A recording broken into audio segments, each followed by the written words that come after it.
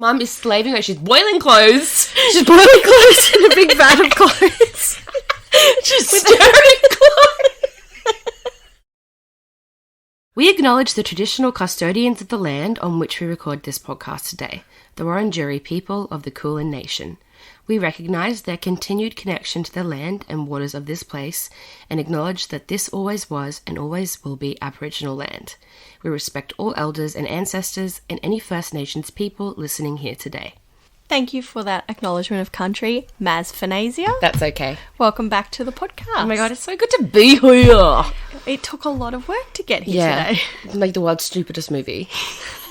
A lot of prep was involved. But also a lot of COVID was involved. A lot of COVID was involved. In the making of this podcast. Exactly. Did you vote today, Maz? I voted today. Good work. I exercised my democratic right. Yes. I kind of hate when people are going on about that shit. It sounds very American, like, oh my God, democracy. This is democracy manifest. Democracy manifest. That's how he says it. I love him. But I would like to know what side of the political spectrum he's actually on, just in case I'm like quoting some fucking like fascist or something. Yeah. Well, it seemed that he was very anti-capitalism. So probably... I think so. He loved to dine and dash. If you don't know what we're talking about, Google "This is Democracy Manifest." You should know. You should all know. I am just recovering from COVID, but we're back. We're back in business. COVID wasn't that bad. I don't know what all the fuss was about. No. Excuse me. No, it was pretty bad. I felt shit. Yeah. But I'm good now. Did you get binging on anything? Not really, actually. I've been watching The Americans. Yeah. Michael loves The Americans. Yeah, it is really good. It's just, it's very serious, and it was probably, like, it got a bit much during COVID because I was like, oh my God. Yeah. That's why I didn't watch past, like, the second episode because I was like, it's too serious for me. But I think you're just not smart enough. Probably true. No. I'll stand by that. Oh my God, like, I'm a history queen, so I get it. Another show called The Shining Girls with Elizabeth. Oh, yeah. The glittering girls is what you said. Tell me about it. Like, did I? The golden girls. The golden glittering girls. The glitter girls. The shining girls. The shining girls, which I'm enjoying, but it's very confusing. I have really no idea what's going on. I haven't been on here in a while. My latest favourite show is Severance. Oh my God. If you haven't seen it, yes. Go watch it. The whole season's out. Just fantastic. Really, really loved it. The only problem with Severance, because I've been recommending it to lots of people, is it's on Apple TV. It's on Apple TV. Which often is the last thing people use. I had I got a free subscription with my laptop. Well, actually, I would pay for Apple Plus for Severance. It's so good. Yeah, it's one of the best shows I've watched since Succession. Oh my God, Succession. Otherwise, I have been watching, I don't know if we want to bring this up, but I have been watching the Johnny Depp trial. No, we're not talking about Johnny Depp today. Not today. But yeah, I've been watching that pretty closely, just because I'm interested in hearing what she has to say as well. So not commenting on it, but Good. We won't comment on it. No, but I've just been watching it, but it also is a lot as well. It's very dry and very dry. Well, it's court proceeding. It's not a scripted TV show. And it's a bit distressing to listen to while you're sick in bed. So sounds like you've had a really fun time. Yeah. Everyone, I've moved to Melbourne. Yes. I've got a new job. We're here F2F. Face to face, yeah. IRL. F2F, bitch. And I've got a new job in media and I'm loving it. I went to a winery yesterday, got slizzard. For work. Got paid for it. It's just fantastic. Out of retail, we've broken free. And I'll never go back because it's so much nicer just sitting at an office instead of running around and hurting my body. So what are we doing today, Maz? I think this was your pick. Yeah, it was. I really pushed for it for some reason. No, it's good because we've done some heavy shit. Yeah. And it this was is something a bit different. Yeah. We're doing the 1971 Willy Wonka, directed by Mel Stewart.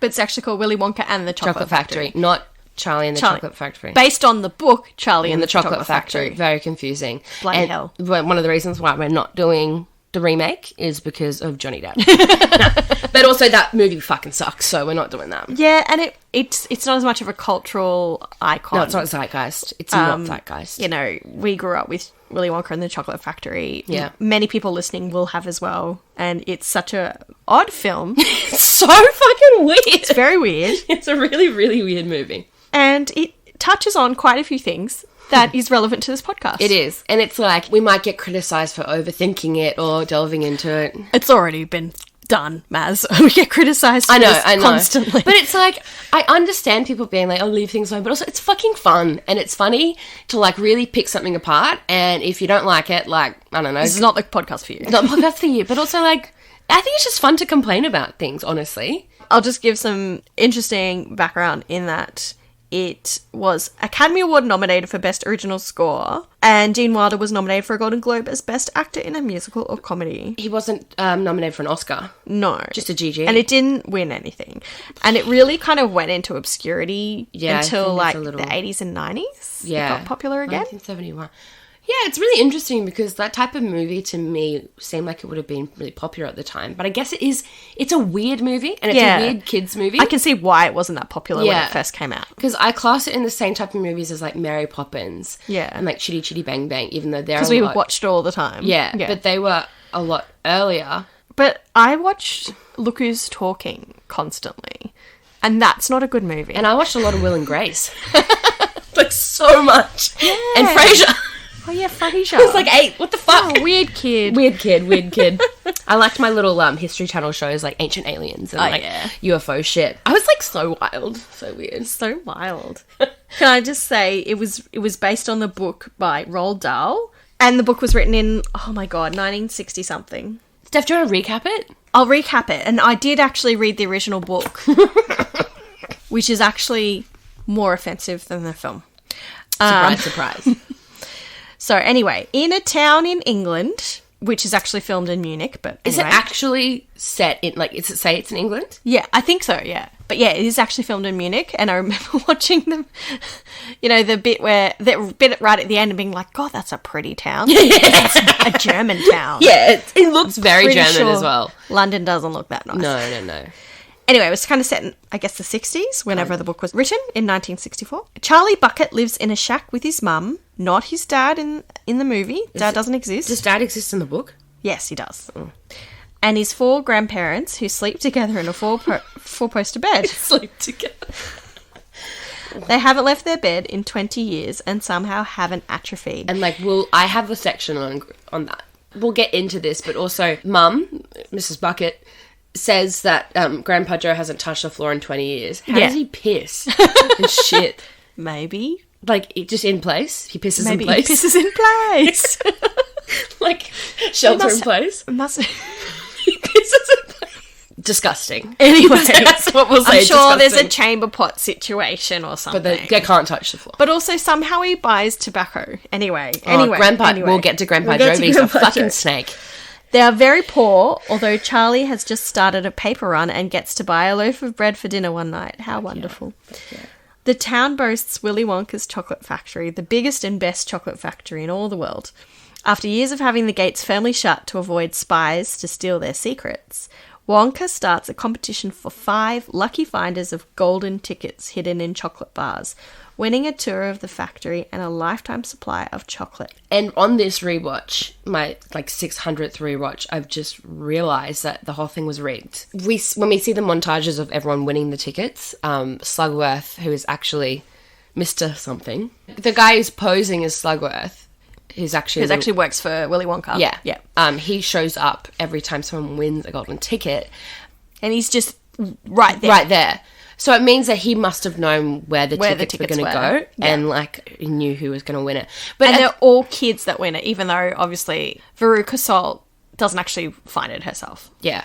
Well, I think besides Charlie... But he knew that she was going to get it. Yeah, besides Charlie, all the parents facilitate. Or whatever, who cares? Yeah. But Willy Wonka chose those people, basically, to get those tickets, or knew where they were going to go. Except, you think about the logistics of Charlie winning his ticket and, they needed to make sure that Charlie was in that shop at that exact time and that someone didn't buy it before him. So I don't know. It's a bit murky. Yeah. But I reckon Willy Wonka definitely rigged, though. Had his eyes set on Charlie from the get-go. Which is kind of creepy. We'll get into that as well. bit fucked up. It's just, there's lots of conspiracy going on in this movie, which I love. It's very much up your alley in that way. A lot of lore going on. Yes. Yeah. So, on that note, despite all odds against him, Charlie finds a golden ticket, along with Germany's Augustus Gloop. Mm-hmm. And they say he's from a made-up town. Anyway. Okay. And Augustus Gloop is characterised as a big eater, Veruca Salt, a bratty, spoiled rich girl. Veruca Salt, who's a cunt. She's basically a fucking cunt. She's just a cunt. Mike TV, who's suggested to be addicted to watching particularly cowboy shows on TV. Mm-hmm. And Violet Beauregard, who's supposed to be addicted to chewing gum. I actually honestly don't mind Violet. Violet's fine. She's got a bit of sass going on. She's annoying. Also, because she's American, of course. Who cares if she chews chewing Yeah, gum? I don't know. But also, did you hear, the actor apparently got, 16 cavities from filming? Oh, yeah. Are you sure it was her, or was it one of the Oompa Loompas? No, well, she did because of the gum chewing, specifically. But apparently some of the Oompa Loompas also had to get dental work because of all the... Did they got drunk all the time as well? Maybe that was... Wizard of Oz. They got fucked up. Yeah, I think they got fucked up in the Wizard of Oz as well. Yeah. Anyway, Grandpa is so excited about it. Fuck Grandpa. He can suddenly walk, and because of gender dynamics, yeah, nominates himself to go with Charlie. He's such a selfish cunt. Mum is slaving her. She's boiling clothes. She's boiling clothes in a big vat of clothes. She's stirring clothes. Hey, that's what they did back then. Is it? I hope it was. Ooh. I always thought, it's Charlie this is delicious. Yeah, I'd love to do it one day. But yeah, she's fucking, every night she's boiling clothes.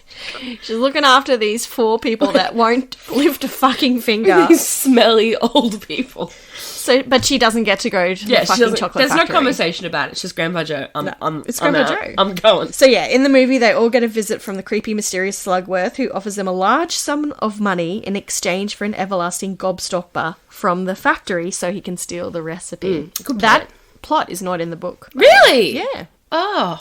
Slugworth is mentioned as one of the spies. Competitors, yeah. But none of that happens.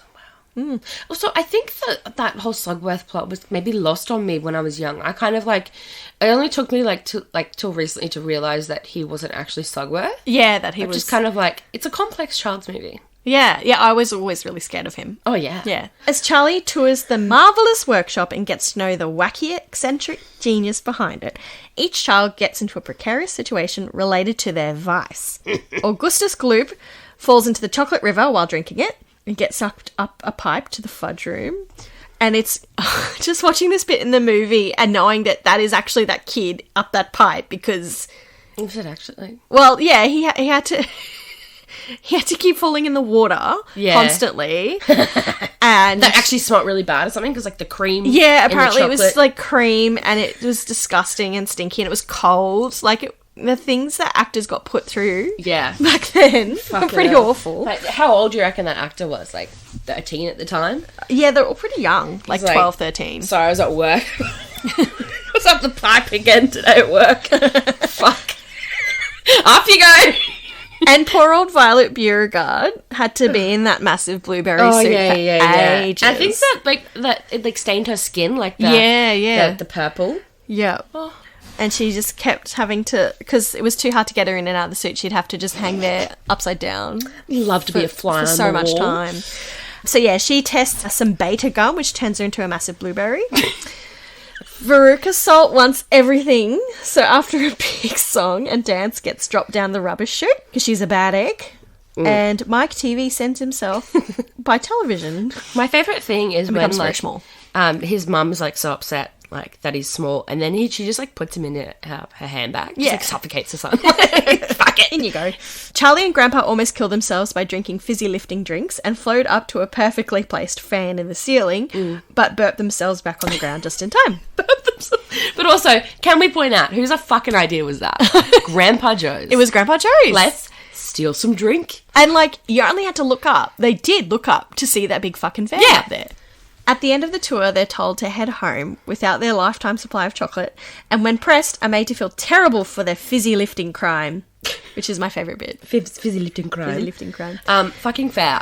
I'd be pissed. I'd be pissed too. The ceiling has to be sterilised and washed so you get nothing. Do you remember back in the day, I don't know if you do, when there was board.com or whatever, and there was a GIF, and it was... A GIF? That's what it's called. Or whatever. There was Ferris Bueller when the principal finds him, and he's just he's about to get home, and he's at the door, and he's like, "I've got you now, Ferris." And then the door opens, and it's Willy Wonka saying, "Wrong, sir, wrong. You stole Fizzy Lip." It was like early days of the internet. Like, it was like, I remember That was the funniest meme. thing. That was probably the first meme. I was like, "This is the best thing ever." Yeah, I do remember that. However, when Charlie gives Wonka back the everlasting gobstopper promised to Slugworth, Wonka drops the ruse and says, "Charlie wins!" Slugworth is his mate, and the gobstopper thing was a test to see if he was worthy to take over the factory. They go up in the great glass elevator into the sky, and we turn off the VHS. Can I just say, like, testing a child... That's just not good. Is just... I don't like tests. No, I don't like tests either. I don't like tests. Especially when it's pretty awful how he treated him. Like, Charlie is, like, objectively, like, the least privileged child.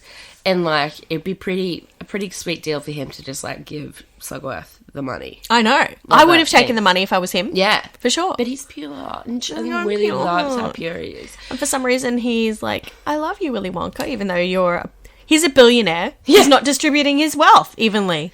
Okay, so... and also using slaves. Anyway. Willy Wonka says he had to test you, and then when he gives him the factory in the glass elevator, he says, "I knew a long time ago that I need to give this to a child." To give my factory to a child, because grown-ups want to do everything their own way. That's why I needed to find a child. So, Gene Wilder died in, like, 2016. So... Charlie would have only, like, inherited... Let's say, like, if we, like, say... True. He would have only inherited it, like, fucking, like, 6 years ago. Well, on that note... To really fucking hold out for that factory. When that happened, the actor who played Charlie, Peter Ostrom, changed his social media profile to former child actor veterinarian. He did become a veterinarian. Good for him. Inherited a chocolate factory on 29th of August 2016. Yeah, it really had to... The Glass Elevator is a sequel, is it correct? It was supposed to be turned into a movie as well, but I think they didn't want to push it, and I don't think Roald Dahl was keen. Let's start lived experience. We're talking about fucking Roald Dahl. Yeah, I didn't do the research. Like, all I really know is that he's, like, no good. He's no good, everyone. Yeah. He's no good. Just by watching the movie and reading the book, this is what I've determined that Roald Dahl doesn't like. Things Roald Dahl doesn't like. Number one, wealth, which is fair. But also, Willy Wonka is fucking rich as cunt. But he likes wealth as long as you're an eccentric person who has the wealth. Exactly. He doesn't like chewing. He doesn't like... Don't really get his deal about chewing. What's this song like?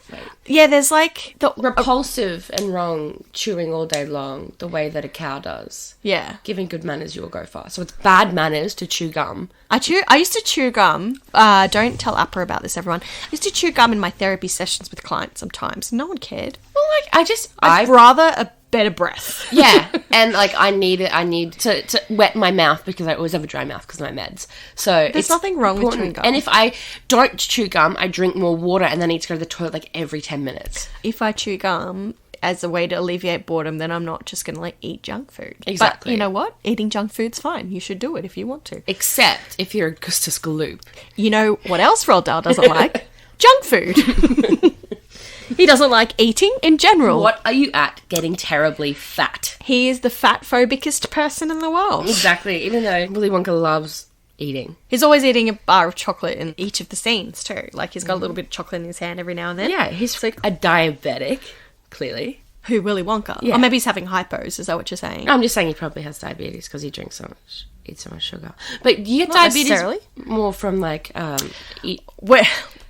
Listen to our diabetes episode about diabetes because it's not as easy as you eat too much sugar and you get diabetes. Fuck. It's a little bit more nuanced than that. So he doesn't like eating, really hates... Like, if you read the book, the actual Oompa Loompa songs are much more, like, really awful towards chewing, watching TV, being fat. And, yeah, like, one of the lyrics in the movie is, what do you get from a lot of TV? A pain in the neck and an IQ of 3. And I'm here to tell you, an IQ of 3 is not possible. What's the lowest IQ you can have? You basically become unaccessible at a certain point. Okay. Like, 50 is about the cutoff point. And below that, you basically can't be assessed because you're not finishing the actual subtests in order to get a score. Yeah. You know what I mean? So there's no such person with an IQ of 3. So they should have researched that. And that would have been the case in 1964 as well. For sure. But yeah, hates TV. Getting what you want is bad, apparently.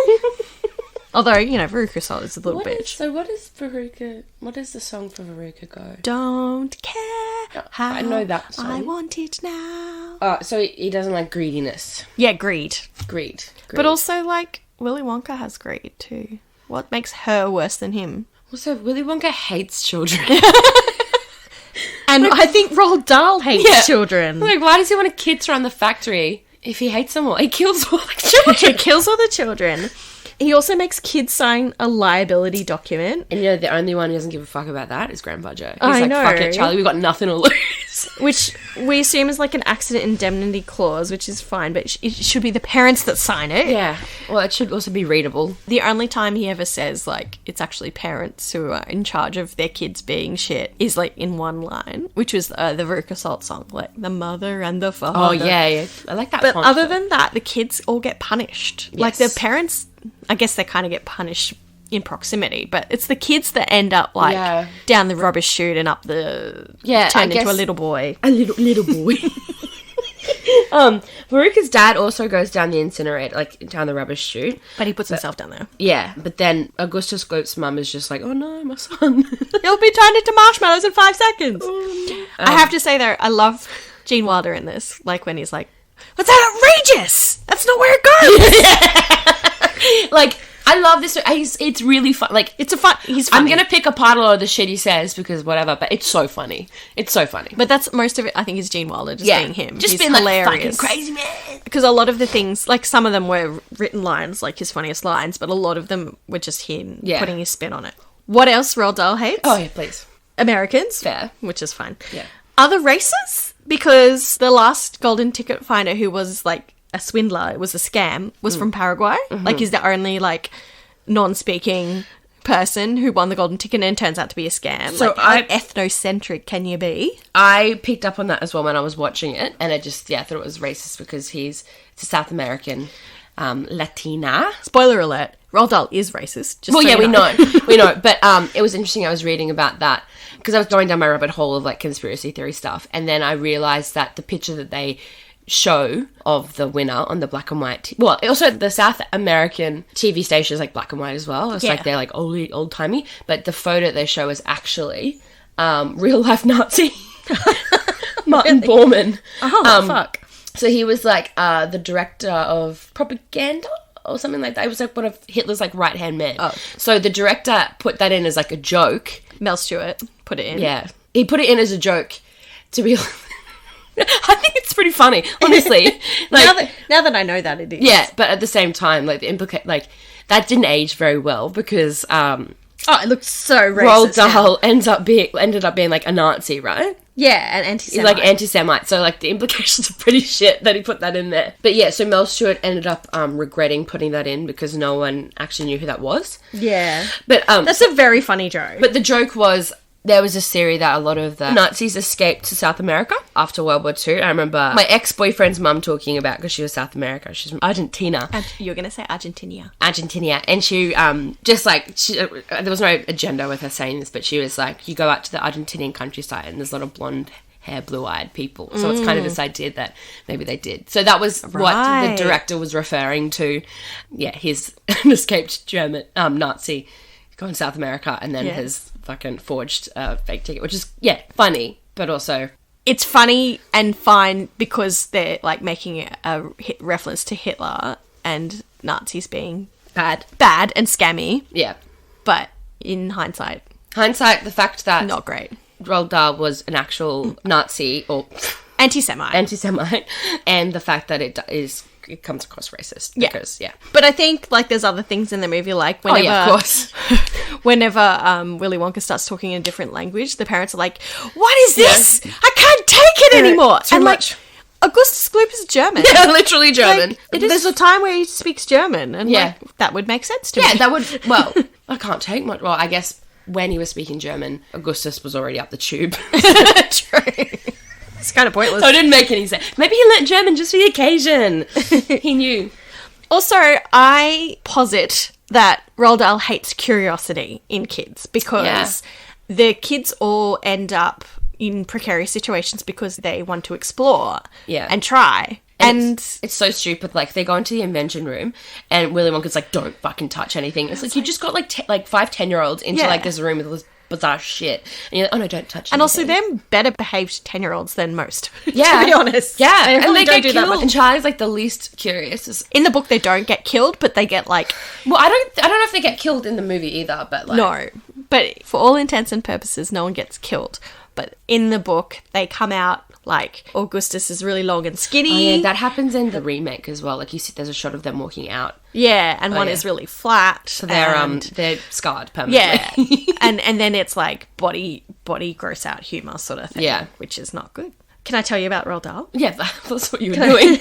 Let me tell you about Roald Dahl and his life, etc. From what we know, from what's been written, there was a whole article by Tessa Dahl, his daughter. Oh. So how many kids does he have? I'll tell you about his marriage and then his kids, because it's a bit of a story. Oh my God. He married Hollywood actor Patricia Neal, who apparently later nicknamed him Roald the Rotten because of his alleged mistreatment of her. Alleged. And I'm sure it was real, like, believe women.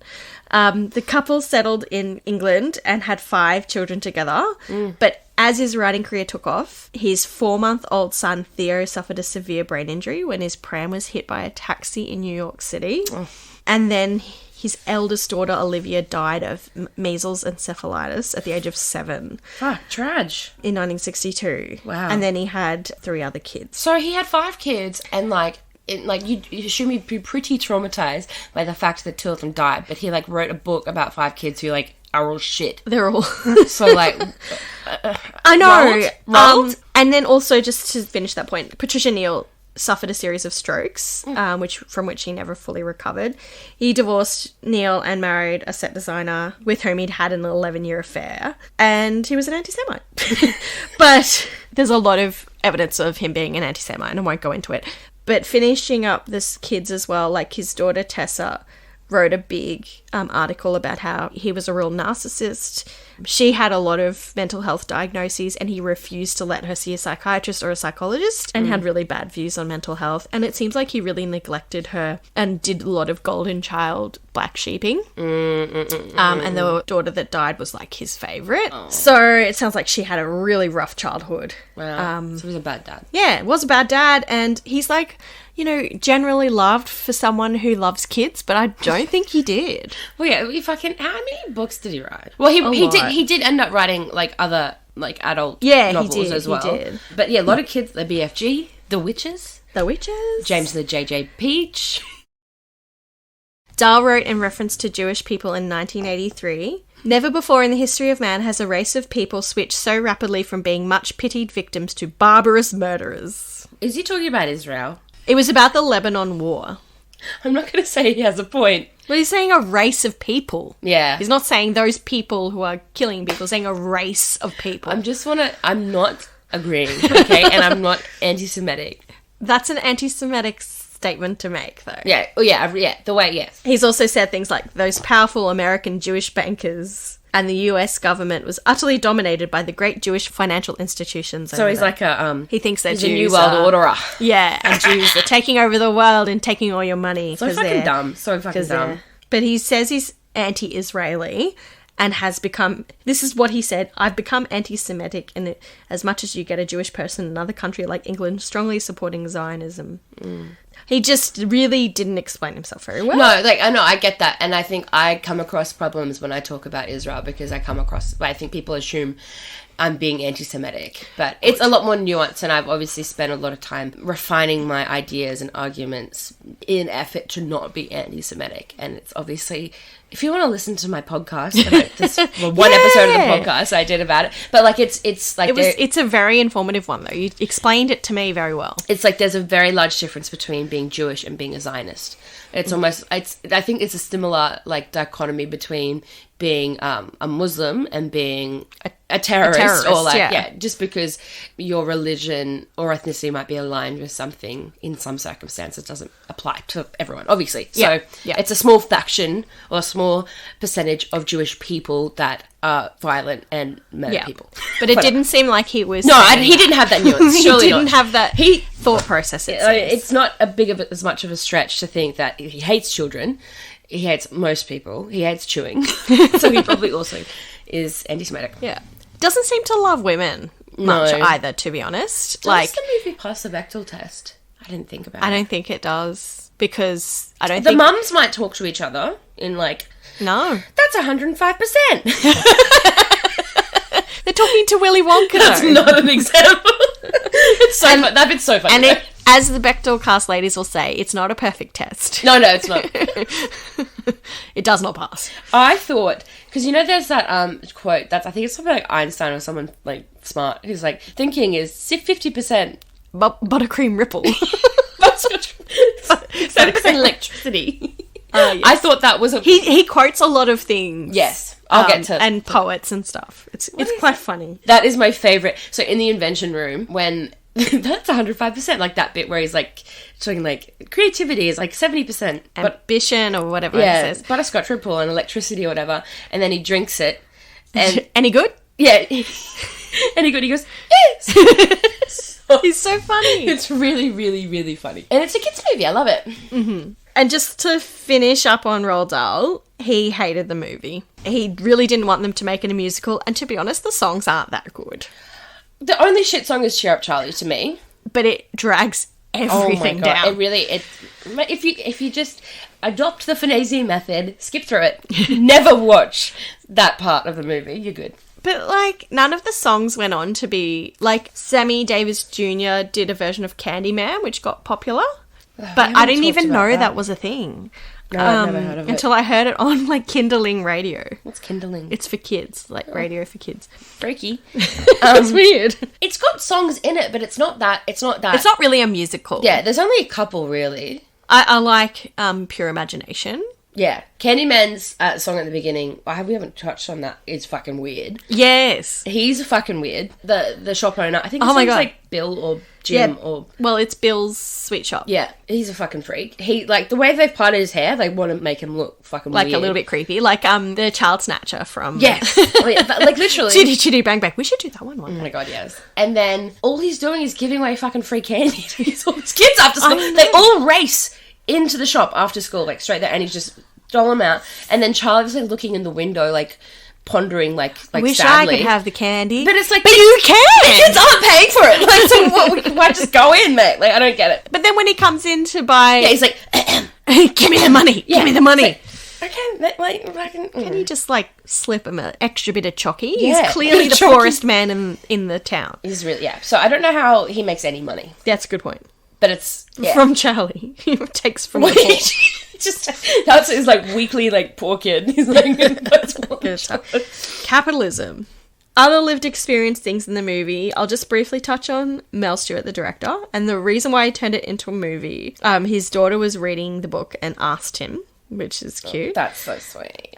He likes children, hopefully. So Walper, I think, was the producer. It was financed and the rights were purchased for the purpose of promoting a new Quaker Oats Wonka bar. So the company Quaker Oats put money into it so that they could release a chocolate bar to go with the movie. Okay, so it was basically funded by, like, a chocolate. Chocolate. Well, Quaker Oats, like, they're popular oats in the US, but I guess also chocolate.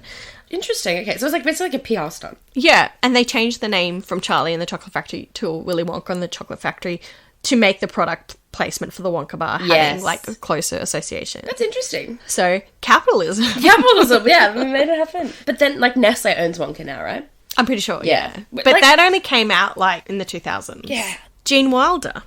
Gene had, as most comedians do, a bit of a history with mental illness, it seems. He, in his 2005 autobiography, Kiss Me Like a Stranger, He told how he was consumed by self-loathing and guilt if he was happy.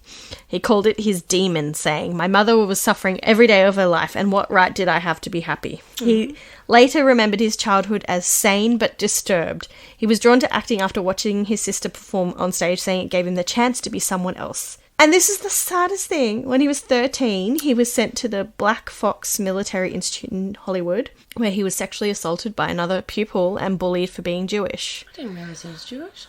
Again! Roald Dahl hated him too. Yeah. That's probably why I didn't like the movie. I don't know if I've really seen that many Gene Wilder movies. I don't even know. I think... Young Frankenstein? Very funny. Okay. Genuinely funny. I don't think I've actually seen it. I've seen little parts, but I'm like in love with him. He's very good in. But he's got no cancel ability? So far, no. Oh, he had a lot of, I'm sure he wasn't the best partner to women, but I don't think there's anything too damning. He's a man, so like he's shit. I know, exactly. A man in Hollywood. But he got married to Gilda Radner. They got married in 1984 and they were like really into each other, and she died in 1989. Of what? Cancer. Cancer. Trage. So he had 4 wives. But he died of Alzheimer's. Oh, yes. But he didn't want to tell anyone that he had it. And he said, like, he didn't want kids to know that Willy Wonka has Alzheimer's because he didn't want them to think of Willy Wonka as that, like, unwell. Which is, like, he didn't want to ruin the magic. I don't know. Like, which in some ways I, like, respect, but also, like... You're not that big of a deal. Like. No, just, like... We need to know that people get old and die of things, and our brains atrophy sometimes. Like, he literally had to get a child in so he could, like, groom him and then take over his factory. Like, it's built into the narrative that he's going to get old and die at some point. Like, kids know. Yeah, exactly. Otherwise, why do we need Charlie? Did he seem like a genuinely, like, sweet guy? Like, I watched the making of documentary, and he's just... pretty lovely about the way he was with the kids on stage. Like, he had a really close bond with a lot of them, particularly the one who played Charlie. And, like, they didn't see each other since then, but they were like, you know, we're bonded forever sort of thing. And he like, in lots of scenes, he wanted to, like, say, I'm just gonna, like, be mad at you, but I'm not really mad at you. I love you. Gee! But he was like, no, if I do that, then they won't be as upset for the camera. So I have to make it seem like I am really angry at them. And of course, they were, like, really shocked by him. And then he would be like, it was just a joke. I love him. But apparently, like, in the tunnel scene, all the actors' reactions were genuine. Yeah. And the only one who likes it is fucking Grandpa Joe. He's like, I love it, Charlie! So good! Love that dead chicken! And they all thought that he'd had, like, a psychotic meltdown. So, he's very... Yeah. You can see it. And he's so good at it. Yeah. I'm going to get into the Oompa Loompas in great detail, but I just want to tell you, one of the Oompa Loompas was very prolific in talking to news articles and stuff about his experience. He seemed to be really keen. Rusty Goff. Rusty. He had an interview with Daily Beast, and they fed him different chocolates and got him to test which one was which, being blindfolded and stuff. But he had to say that they could only find 5 actors of short stature in the UK. So they brought in a number of actors from other countries, many of which didn't speak English, and they ate a lot of candy on set and ended up with a lot of cavities. Oh, okay. So, yeah, double whammy. Like, they all got fucking... Their teeth are fucked. No one brushed their fucking teeth. No. But they didn't get names or have any motivations for what they were doing. Yeah. They just wanted to make them look the way they looked on the set. Yeah. And it seems like they just kind of treated them like objects. They didn't even bother to get interpreters so they could give them directions. Even though they're in the middle of Europe. Surely that wouldn't be hard. No. Were they, like, mostly German? There was someone from Malta, there was someone from Germany, there was someone from France, I think, like, a whole bunch of them. Everyone in Europe speaks English. Like, fucking, like, get an interpreter. Easy peasy. Yeah. Well, everyone in Europe speaks English. But, yeah, it sounds like they were just kind of left to just do your thing, just look the part, guys. Just flip around and... The only thing I'm going to say is... no one else in this movie, none of the actors, particularly the kids, did anything else after that. No. Veruca Salt did a lot of TV. She also became a psychotherapist. But yeah, that's kind of a rundown. The only other thing is Jack Albertson, who played Grandpa Joe, died of colon cancer in 1981 and didn't want to tell anyone about it. Just kept acting. And I just fucking hate when people don't tell people when they're going to die. Just tell someone. I reckon, you know how Gene Wilder put a lot of himself into the role?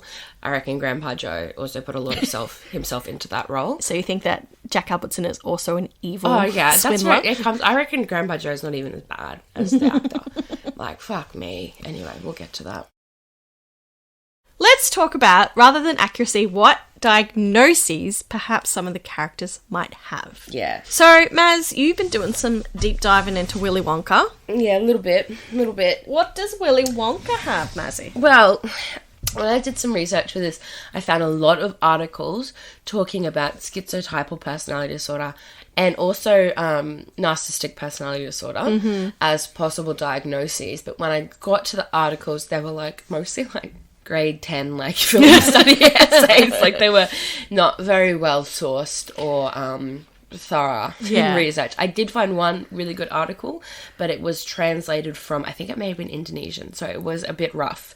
Can I just say, whenever I'm looking up articles for particular movies, I do find a lot of high school articles, and I think did like a bunch of schools decide that this is what you need to do research on. It must have been like an assignment. In a psychology class or something. Yeah. Or like an English, whatever. Yeah. But yeah, so there is some compelling evidence for a schizotypal personality disorder, which is a mental and behavioural disorder. Tell me more about it, because it's not something I've ever come across in my work, so I have never really looked into it that much. I thought you were a psychologist. But well, you don't always work with everybody in the DSM. So the DSM classifies it as disorder, specifically as a personality disorder characterized by thought disorder, paranoia, a characteristic form of social anxiety, derealization, transient psychosis, and unconventional beliefs.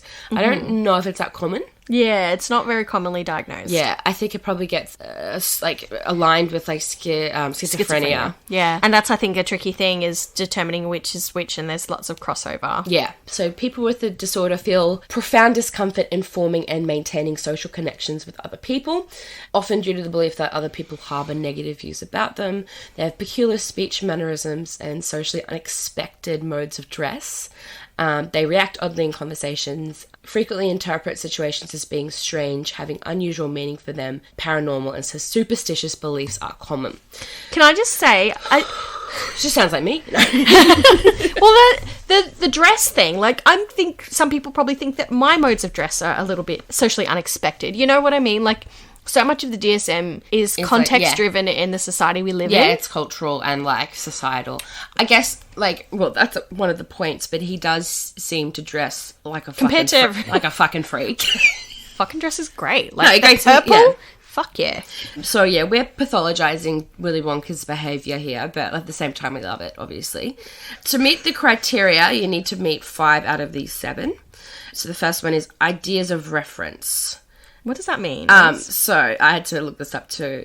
It's describe the phenomena of an individual experiencing innocuous events or mere coincidences and believing that they have a strong personal significance. Yeah, I get you. It's a notion that everything one perceives in the world relates to one's own destiny. Yeah, so sort of that really... fate, like everything has a... Yeah, and seeing patterns and things that aren't really there. Yeah, which is probably why it gets diagnosed with like schizophrenia, like the similarity. I guess you could make that claim the tickets weren't rigged. Well, yeah, but they were. We don't have much evidence of that. Like, I could see it for him. I get a vibe from him. Yeah, I could get that vibe. He might be from that. But yeah, we don't have much evidence of that. Mm-hmm. Number 2 is strange beliefs or magical beliefs, which is inconsistent with subcultural norms. For example, superstitiousness, belief in clairvoyance, telepathy, bizarre fantasies, or preoccupation. But it's really hard because this story is set in a place that is magical. Yeah, true. Like, so it's a hard, like, I would say yes, but at the same time, like... People turn into blueberries. Yeah. Because, you know, and, like, in his factory, like, he can add, like, a shoe to a pot of mixture and add a little kick. Like, the bounds of reality are blurred. Yeah, exactly. In this life. In this universe. So it's kind of hard. And, like, you know, Loompa Land, like... Yeah. Clearly isn't a real place. But yeah, we'll get it there. is. Yeah. So, number 3. So, like, iffy on 2, but whatever. Strange thinking and speech. For example, vague, circumstantial, metaphorical, over-elaborate or stereotyped speaking, which I think he really fucking nails, which is like... He says all those little poems and riddles and... Yeah. Speaks in riddles and weird phrases, which is abstract and confusing, often directly avoids answering questions he finds uncomfortable just by, like, talking stupid shit. So here's some examples. You just want to say these quotes. I just want to say these quotes. The suspense is terrible. I hope it will last. That's my favourite. I love it. Like, what the fuck does that mean? It's actually from a poem, apparently. Oh, is it? Yeah. Okay. Two naughty, nasty little children gone. That's... Two good, sweet little children left. It's just a weird way of talking. And then he sings at one point, a little nonsense now and then, relished by the wisest men. Which I think might be a something. Yeah. Maybe he just made it up. I think most of them are quotes. References, yeah. And so shines a good deed in a weary world. Not real, that's just kind of wanker talk. If the good Lord hadn't intended us to walk, he wouldn't have invented roller skates. And then at one point he says, we are the music makers and we are the dreamers of dreams. That's my favourite bit too, which is, what the heck is this Snoresberry? We are the music makers. He, like, grabs her by the lips. Candy is dandy, but liquor is quicker.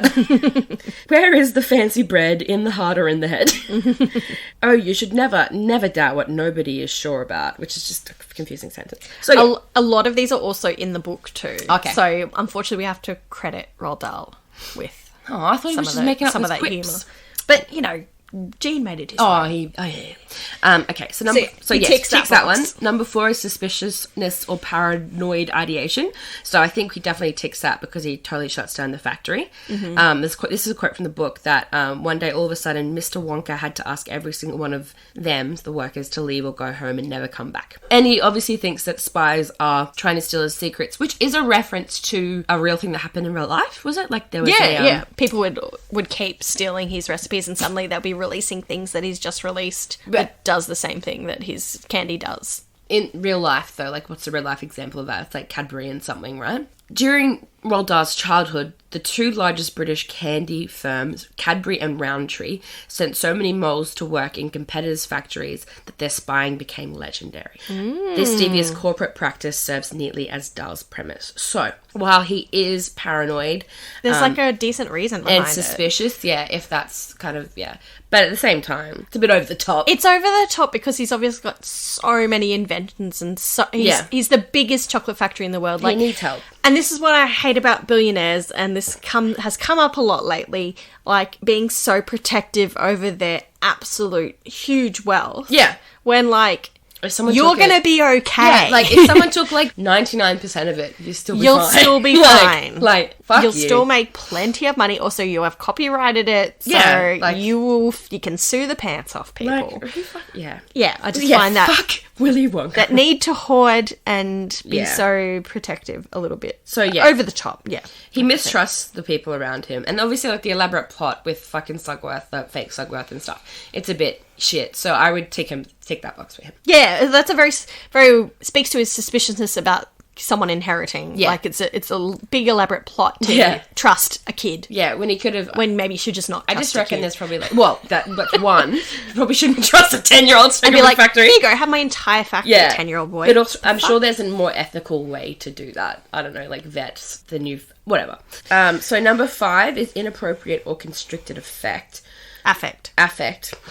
So I think that's more like lack of empathy in speech and just kind of like... Just like not being bothered by things that you should be bothered about. And he clearly does not give a fuck about the children. And when, like, oh, stop, help. Police. Which is, like, funny in the movie because, like, he doesn't give a fuck and he, like, knows that they're going to fail somehow. Let's tick that one. 6, strange behaviour or appearance. He is a strange-looking man. Behaves quite strangely. Does behave quite strangely, so I'm just going to tick that. And then lack of close friends, which, like, his only friends are his colonised people that he's imported from Oompa Land. The logic in his brain of, like, I need someone to take over my factory is to not, like, employ some people, like, kind of, like, go, like, a traditional route. He's like, I'm going to... set up a worldwide competition and kill 4 kids and then, like, have a child take over my factory. Like, the logic isn't sound. Yes. So I would give him... Makes no sense. I give him a tick. So yeah, I think it's pretty convincing that he could have those things. And actually, the fact that he's so distrusting that he wants a 10-year-old poor boy to run his factory when he could literally choose anyone else with experience and maybe, you know, who wants to do that? But it is, like, kind of grooming behaviour as well. Like, he Yes. can, like, he can shape his idea and, like, the whole, like, Well, my thing is, he's a bit Peter Pan syndrome-y. Yeah. Which you kind of see in people like Michael Jackson. Like... You're, like, trying to, like, cough, but you just said it. No, I just... Michael Jackson. Just don't want to rub anyone's feathers, but Michael Jackson had lots of grooming behaviour in the Yeah. same way that Willy Wonka did. And I think, you know... Well, he was just straight up sexually abusive. Yeah, and some of the things you see Willy Wonka do is kind of like a little bit like MJ a little bit. And Michael Jackson loved, like, this movie and Peter Pan. Yeah, very, very... You know, I just love the children. I just love the...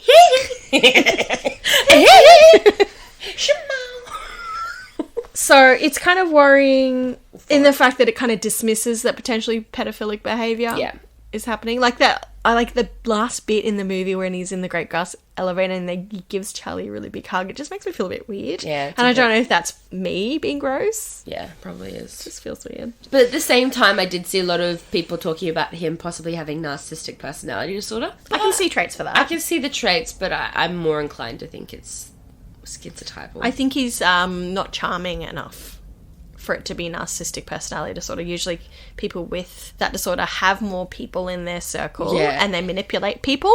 Yeah. He wasn't really manipulating anyone. And he doesn't really seem to care about his appearance or how he looks to other people because he's just like, I'm a fucking weirdo, it's chill. You know, he like, doesn't really have charm. No. He's more... He's charming just, in a... He's very weird. way. People think he's very weird. Yeah. Whereas people with NPD, people don't tend to think as weird. Yeah. Once they get to know them and their way of thinking, it comes off maybe sometimes as weird, but not Willy Wonka style. So yeah, done and dusted. Done and dusted, Willy Wonka. You schizotypal king. What about other people? Veruca Yeah, Salt? diagnose the kids, bitch. I mean, I don't think I want to diagnose No, they're the too kids. young. They're too young. All their parents are the problem. Yes. You can't really extrapolate that from the environment that they're in. No.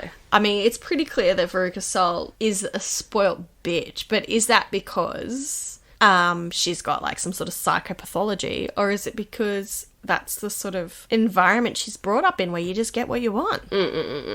And I have seen, like, I saw a lot of talk about, what's his face? Augustus Gloop. Yeah. Having binge eating disorder. But I'm also like, he's a fucking 10-year-old. Like. Also, you don't see him eat Actually, in the don't. movie. You only You see him don't. at the beginning eat. So if he was that, like, he eats, disordered like, in his eating... he drinks. He does drink. But, like, I would have fucking drank that water.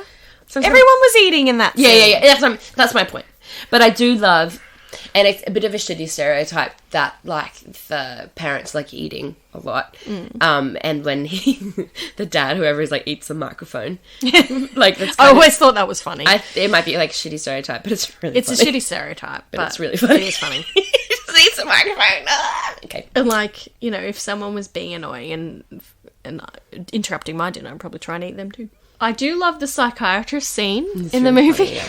And I love all those little bits. Because I'm sure that was not in the book. No. Yeah, I think there was a couple in there. There was also some in the book that didn't make it in the movie, like the King of India who wanted a chocolate palace, but that made it into the remake. And then the palace melted.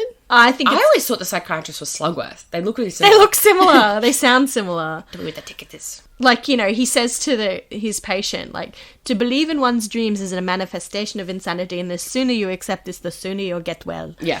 And then they start talking about the golden ticket, and he's like, no, I'm not going to believe my own silence. Tell me where the ticket is. Yeah. We are also ruthless as profession. Do people ever actually, like, sit down, like, lie down on a couch like Well, that? that would be psychotherapy. What was going on there? Is that what they do in psycho? They actually lie down. Well, psychotherapy and psychoanalysis is a form of, like, therapy or counselling. And part of that is, like, one facet of that is, like, that free association, or the setup of the room is you're on the couch and you don't see them, so you can sort of come up. Yeah. Like, just speak. It's more of a relaxed way of talking about what's on your mind. Yeah, okay. So it does happen, but Okay. only in that specific way of Yeah. providing therapy, which I also don't. I'd probably just keep it awkward. do? Be like, if I have no one to look at and, like, no one's going to, like, respond to me, I say silly things. That's what they want from I me. say the stupid, it doesn't mean anything. But psychoanalysis says it does mean No, something. but it fucking doesn't. I made it up. I know, but I'm making it up. they don't think that you made it up. they're They wrong. think it was, you know, based. It's Jungian. Jungian. Is it Grandpa Joe time, Maz? What does Grandpa Joe have? He's got cunt disorder. I don't know if I could diagnose. He's probably a pathological liar.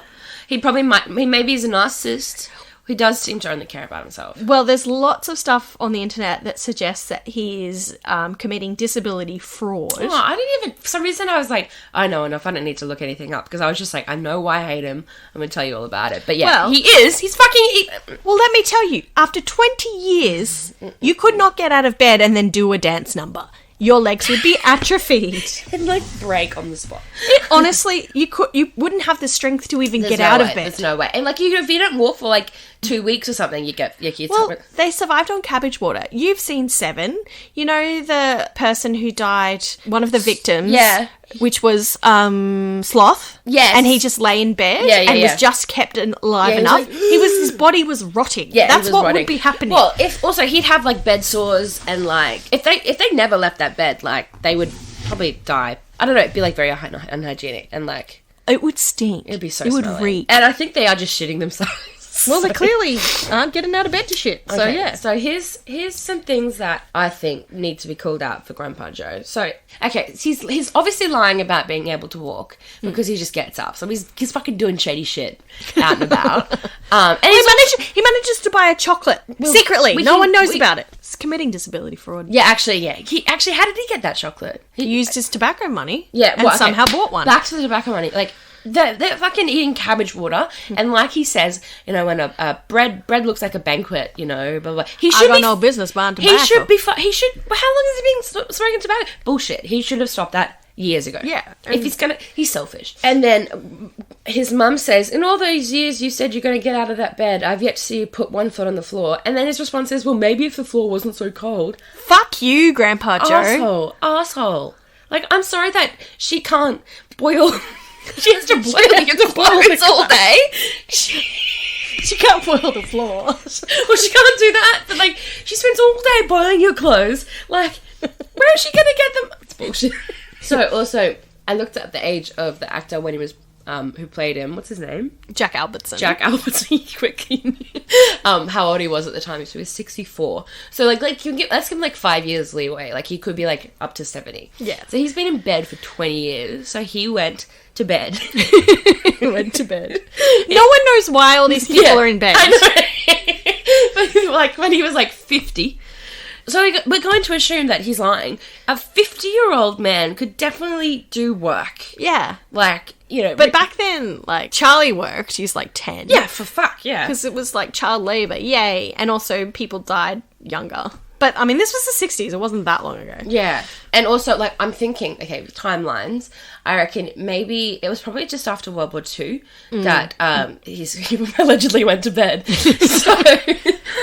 is it a war injury? Maybe. But I'm thinking maybe he's like, maybe he's getting some kind of like payment, like veterans. Oh, no.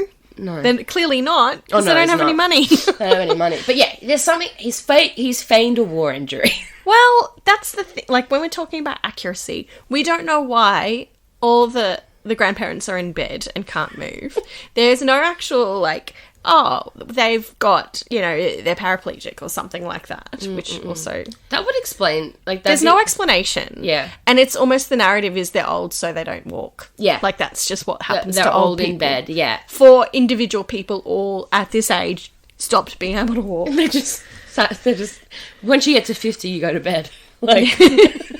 You pack it in. It's like Soylent Green. Back to this. He says he works too hard for a little boy. He should have some time to play. It's like, well, he's working hard for you because you're in bed. Yeah, why don't you get off your fucking ass, And then mate. he says, what's the difference where he got it? The point is, he got it when he brings home the bread. Like, he's like, fuck, it doesn't matter if he stole it. Like, it doesn't matter if he, like, beat someone for it. Just, like, he's selfish. He gets Charlie's hopes up that he's going to win the golden ticket. Like, obviously, the chances are, like, 5 in a billion. Like, he's definitely not going to win, but he ends up winning. But he's, like, telling Charlie, like, yeah, you're going to win, mate. Like, fuck you. Like, don't do that. I just realised, Maz, he is, like, one of those...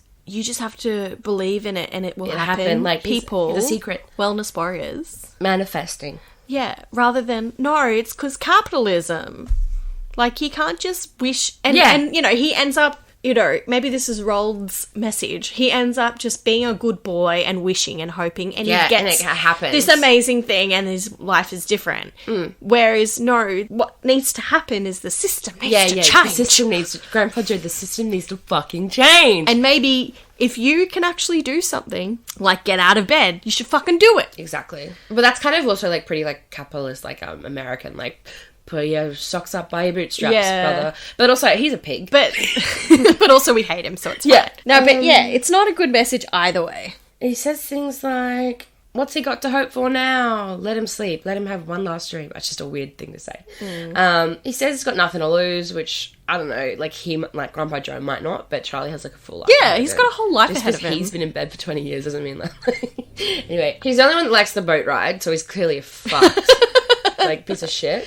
And then he says, you're a cheat, a swindler. You build up his hopes and smash his dreams to Willy Wonka at the end when he says he loses. But it's like, Grandpa Joe, like, take a look in the fucking mirror. And Grandpa Joe is the one who opened up the bottle of fizzy fucking lifting drinks. He encourages Charlie. So who dashed Charlie's dream? Yeah, it was him. It was fucking him. It was fucking him. And at the end, it's like one of the last lines in the movie when Willy's saying, I want you to come live with me in the factory. And instead of being like, oh my God, Charlie, I'm so happy for you, he's like, oh, can I come too? Like, fuck off, Grandpa Joe. It's not all about you. Well, apparently the original script had the last words of the movie being Grandpa Joe going, yippee! Oh, God, but then they rewrote it so that he was more of a cunt. Gene Wilder's like, Charlie, you get to live forever in whatever happened to the boy that wanted everything?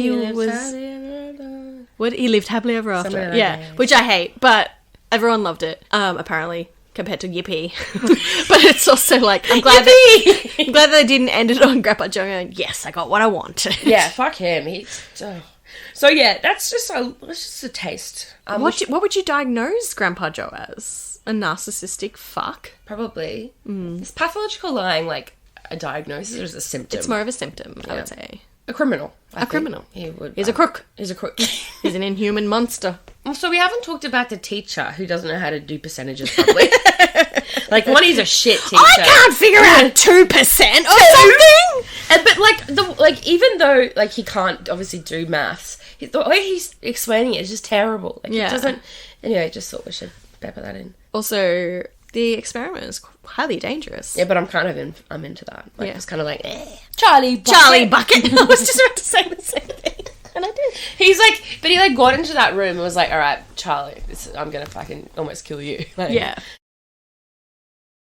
All right, let's talk about stereotypes. And I want to open up with the history of the Oompa Loompas as a character. So, in the original book in 1964... they were originally African slaves. They were a tribe of 3,000 amiable black pygmies who were imported by Mr. Willy Wonka from the very deepest and darkest part of the African jungle where no white man had been before. Is that quote? That is the quote. Me dead. Mr. Wonka keeps them in the factory where they have replaced the sacked white workers. Wonka's little slaves are delighted with their new circumstances and particularly with their diet of chocolate.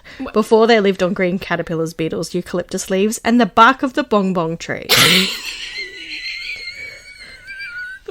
It is extremely racist. No, wait, so is that a direct quote? Like they're delighted with their new circumstance? Yeah, from the original book. So I've got this from an article, which I'll link. Pure chocolate. I love that. So they weren't paid. Oh, no. They were given cocoa beans. That's like real bad. That's just like far too real. Like there's a lot of slavery to do with like coke. Well, like the excuse was, or that Roald actually gave was like, oh, that was just like a reflection of the a very Victorian thing of the times, and that was his excuse. He didn't see it as racist. I'm like, fucking 60s, sorry, that's not a fucking excuse, mate. This is from the same article. The novel reflects cultural anxieties that emerged in the United Kingdom in the 1960s when the labour market opened to new Commonwealth citizens from India and the Caribbean. So Grandpa Joe was a former Wonka employee who was laid off. I remember that. Yeah, so he represents the concerns of white British workers who saw immigrants as rivals for what they believed were rightfully their jobs. And that's a really underrepresented point of view. White people's concerns. Think about the white people. Think about that.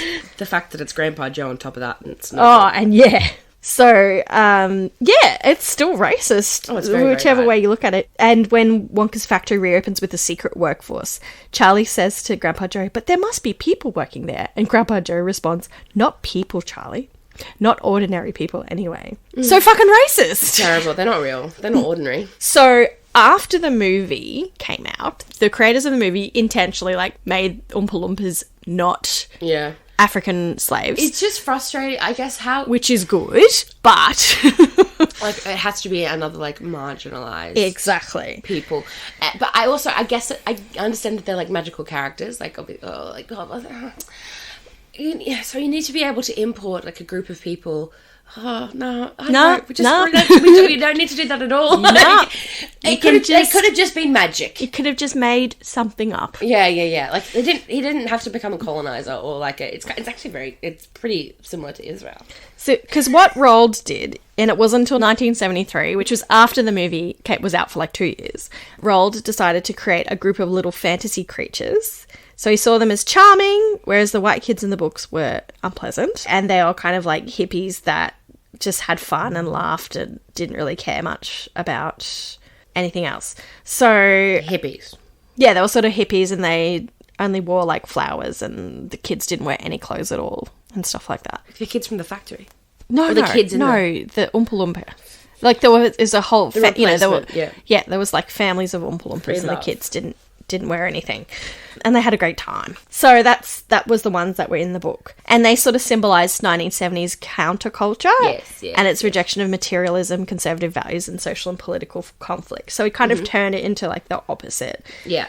So, this article's this transformation is a textual whitewashing that obscures the power dynamic between Wonka as a factory owner and the Oompa Loompas as his exploited workforce. So because they're kind of hippies that free love and they just do their thing, it sort of changed that narrative a bit. Yeah. However,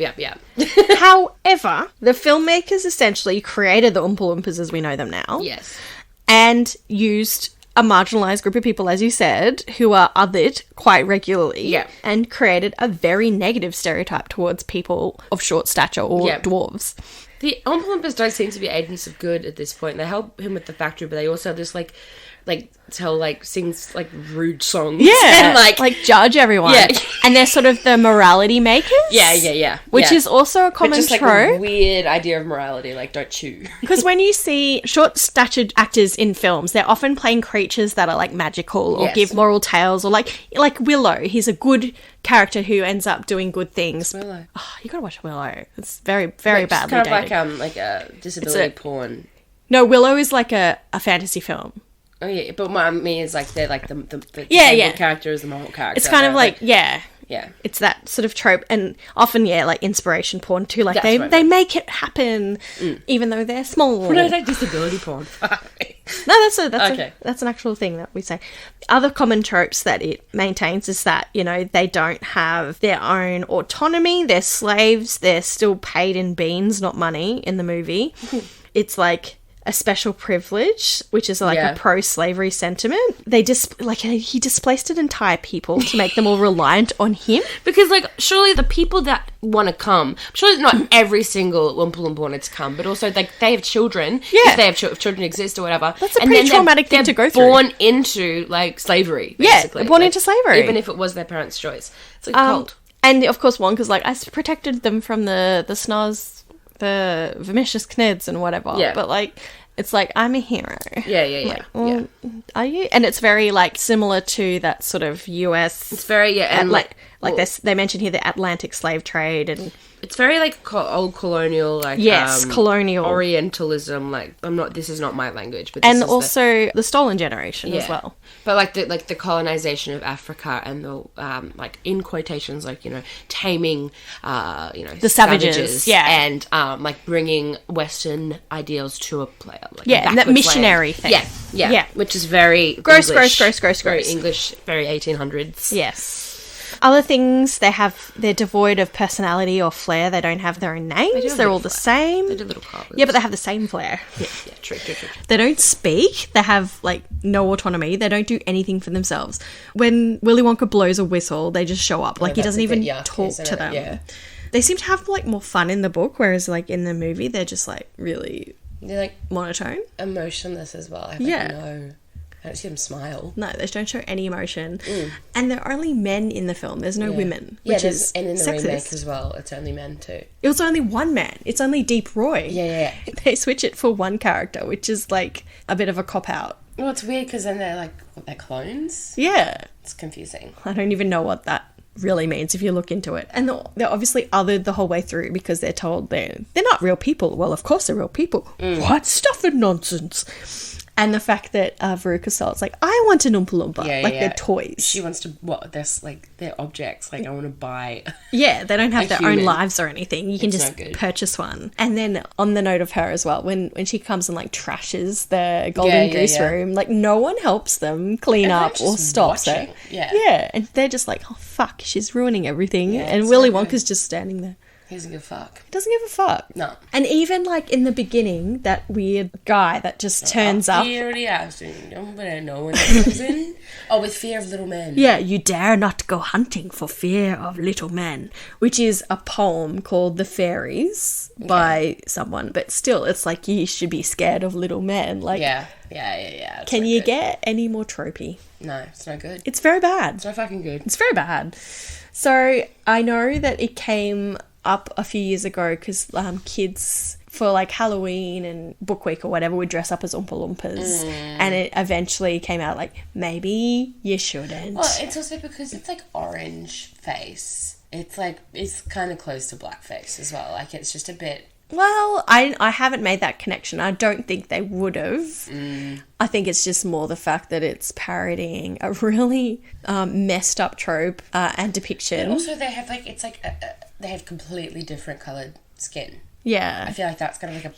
that's a good point. For black skin. That's a good point. Well, you could make that claim as well. Unless, like, I feel like the only colour that, like maybe, like, pink or yellow. But, like, even if they're, like, blue, I feel like that would be, like, pretty, like... Yeah.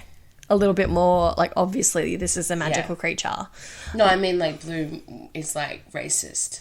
More or less racist? More. Blue man group. So, yeah, I feel like that's such a major stereotype, which turns this, film that we have enjoyed in our childhood into, like, a really dark... Yeah, it's not good. Not great. Terrible piece of history. Like I maybe knew about it, but maybe...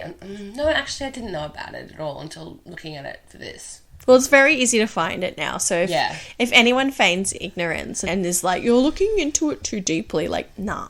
Well, that's not too deep. No, it's not too deep at all. At least they had enough good decision making to not keep them as black.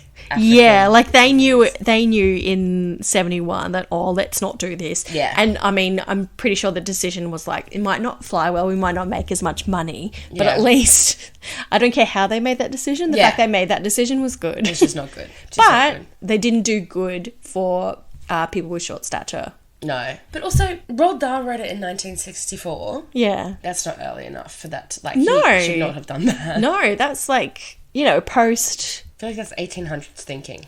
Yeah, well, he called it Victorian thinking, which is 1800s thinking. Like, well, you're not in Victorian times, so what the fuck? Well, yeah. If Willy Wonka was, like, posited as, like, a really terrible person, I can understand why that would make sense to be like, this isn't a demonstration of how he's shit. But if it's not, it's not seen that way, no. How he's a good person. And he rescued them, yeah. Not good. Because I think we'll touch on some other stereotypes when we ask this question, what is helpful and what is harmful about the film? Let's start with helpful, because there's probably not a lot. Charlie's a poor kid. He's impoverished and lives with criminal as a grandfather. So it's he supports his criminal grandfather's habit of being a criminal. So it might speak to the fact that you're like a rags to riches, like, just because you're poor doesn't mean you can't own a chocolate factory. If that's what you aspire to do. Yeah, but I get like... I guess it's supposed to be an inspirational tone. Yeah, but the hero is never like... The hero always deserves the good thing. Yeah. They're not going to give it to some rich yuck boy. It's not realistic then, is it? No, it isn't. It's so harmful, actually. I guess the biggest message, and one that Gene Wilder says in the documentary, is that it's a powerful message to children, saying that there has to be a limit. You need to learn those limits. You can't just have it all. Oh, yeah. Which was the message that I got out of it when I was younger. Be a good kid. Yeah, you have to be a good kid. And I guess that's not a bad thing, I guess. Sure. But it's also like shamey, because it's definitely one of the depictions that made me go, being fat is bad, and you can't be fat, and you can't eat food too much, and don't want too many things, and you can't chew gum. I always was like, oh, you're not supposed to chew gum according to Roald Dahl, so I guess I won't chew gum. It's just an odd thing to really like fixate on. Like, what is your fucking problem, man? Yeah, I know. Who cares? I will say too, the beginning credits is very soothing and lovely. Oh my god, I haven't even. It's the best thing. It's like, oh, so lovely, so lovely. Did you know when Gene Wilder eats? Did you know when Gene Wilder eats outside imagination? The pure imagination sauce. Yeah, and he takes a sip out of the cup. Yes. And he eats it. Yes. It was wax. It was yuck. That's it. Poor thing.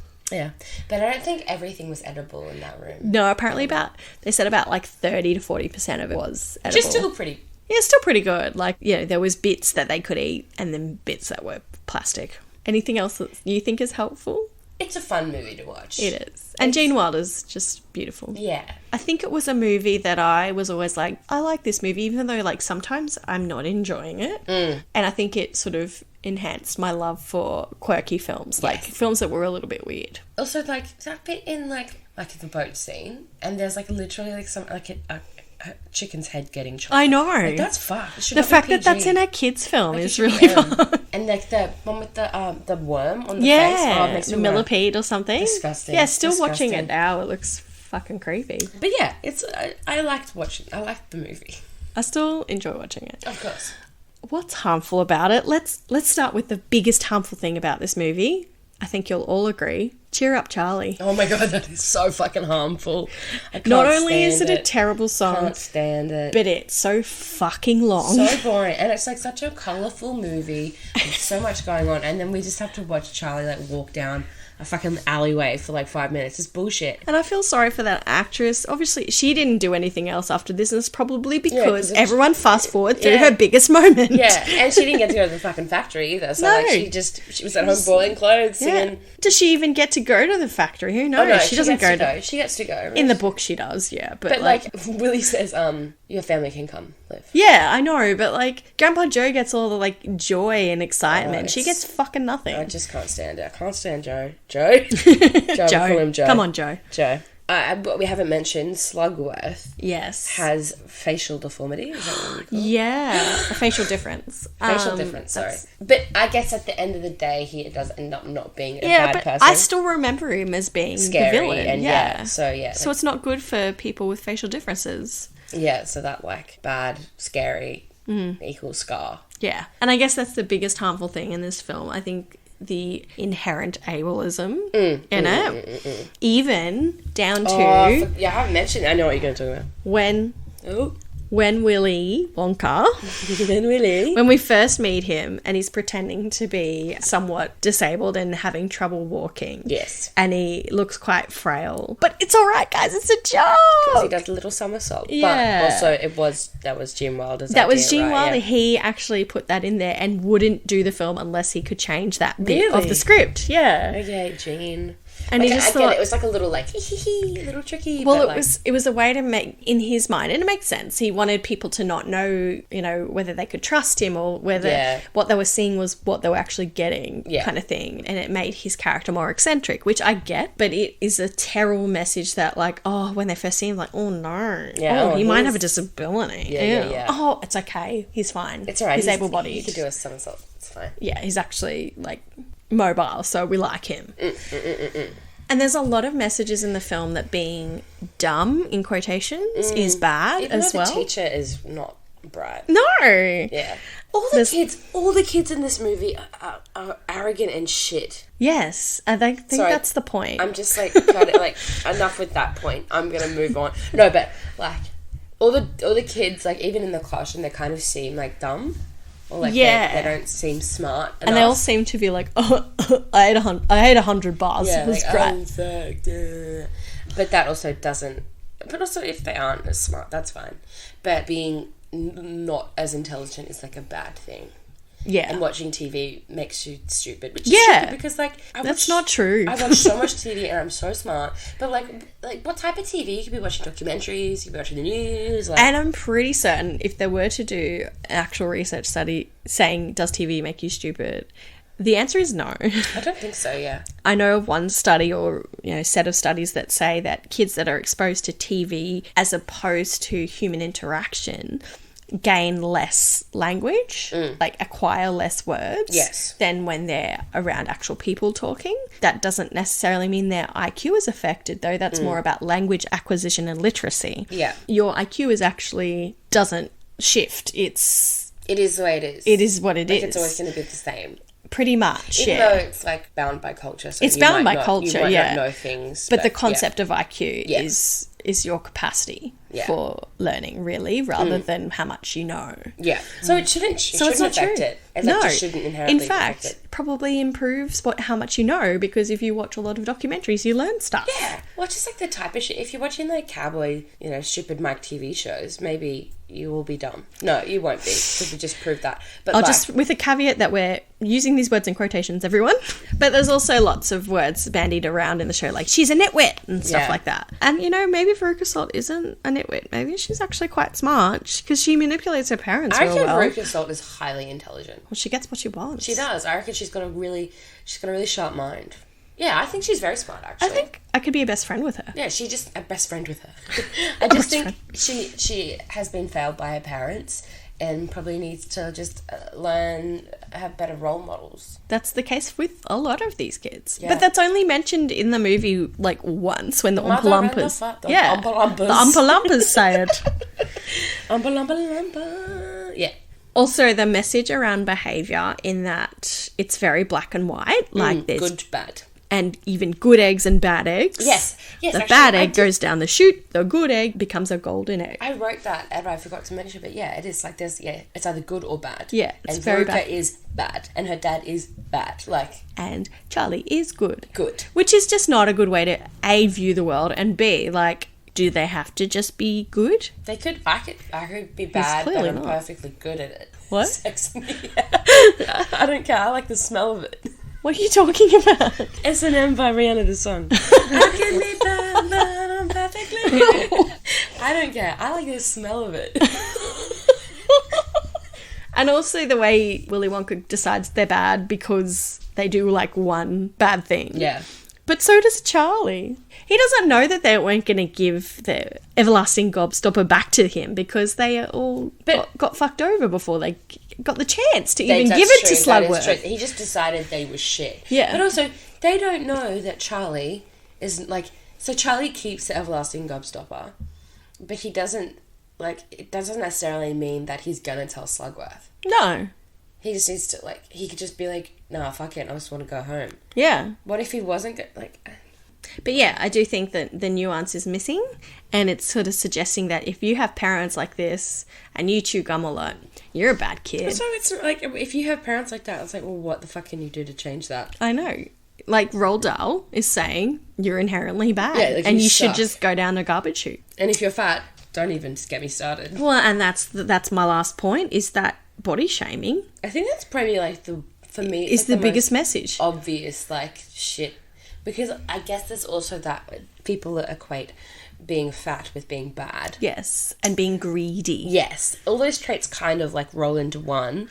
There's specifically that visual element of being fat. You could tie being fat and greedy, being fat and bad. You could tie fat with so many different things. Yeah. That they just seem to go hand in hand, which is incorrect. Mm-hmm. But so hugely. I reckon it's the worst part. It's probably perpetuated a lot of fatphobia in the world, because there was actually I think it was a TikTok, I can't remember, maybe an Instagram, of Disney princesses, their waistlines compared to the villains and their waistlines, and it's very much similar. Yeah. In Roald Dahl, look at Miss Trunchbull, she's a big gal, but she's also just large, tall, whereas Matilda is tiny. Yeah. What else is that? James and the Giant Peach.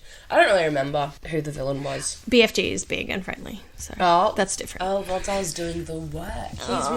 The witches. Well, the witches are secretly ugly. They're ugly, like Anne Hathaway's hands. Yes. She apologised for them. And I don't know, like, Roald Dahl really wants to comment on adults being terrible, but also kids being terrible mostly. So it's like, what are you doing? It's really depressing. Like, growing up is bad because, you know, Willy Wonka only wanted to let a kid run his factory. Yeah, because adults have too many of their own thoughts. You can't trust them. Yeah. Also, he's so negative about kids as well. Yeah, so I don't get it. He just loves Charlie. Also, like, I feel bad for Charlie. Like, he just wanted the money or the chocolate. Instead, he gets an entire empire. That's a lot of pressure on a kid. Like, there is the agency. Does he get a choice in the matter? No, he doesn't. That's the whole point. Does he get to be like, nah, thanks, I'm all good. I want a lifetime supply of chocolate. Like, that's what I would want too. I don't want to actually have to run a fucking huge business. And also not even be able to change anything about it. Yeah, so, he has to do exactly what Willy Wonka wants. And he's not even going to inherit it for like 50 years. Maybe he's a bit narcissistic in that way, old Willy. Well, I think we've talked for long enough about Charlie, even though we could complain about Grandpa Joe a little more. I think I've covered all my points on Grandpa Joe, though.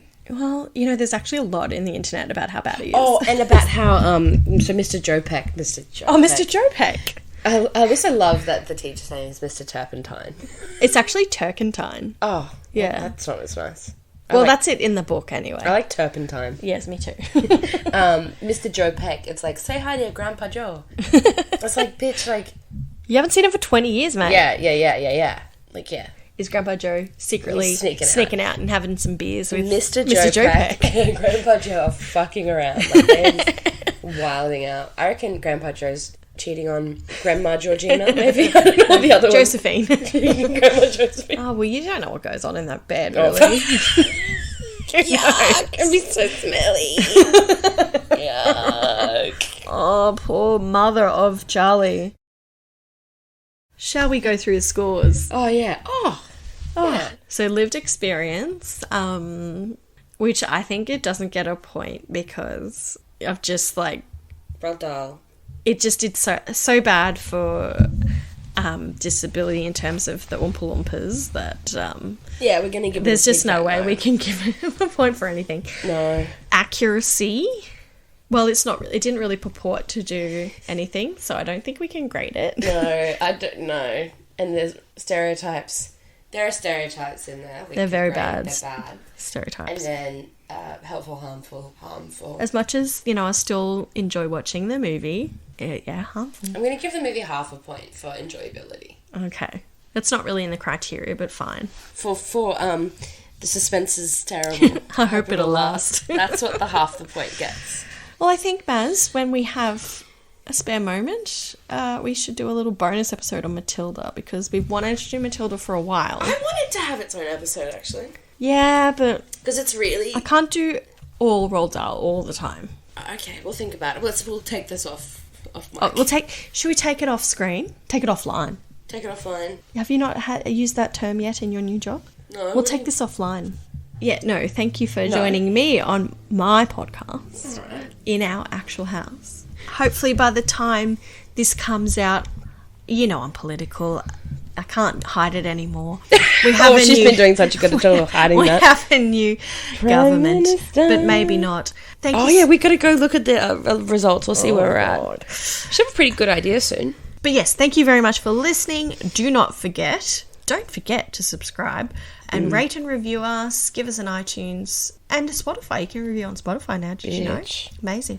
Also, good pods. Good times. And also follow us on Instagram and join us on the Patreon as well. And just shut the fuck up, Stan. Loads of bonus content. Let me plug myself, Maz. Fuck you. Okay. Bye-bye, guys. Love ya. Love ya. Bye.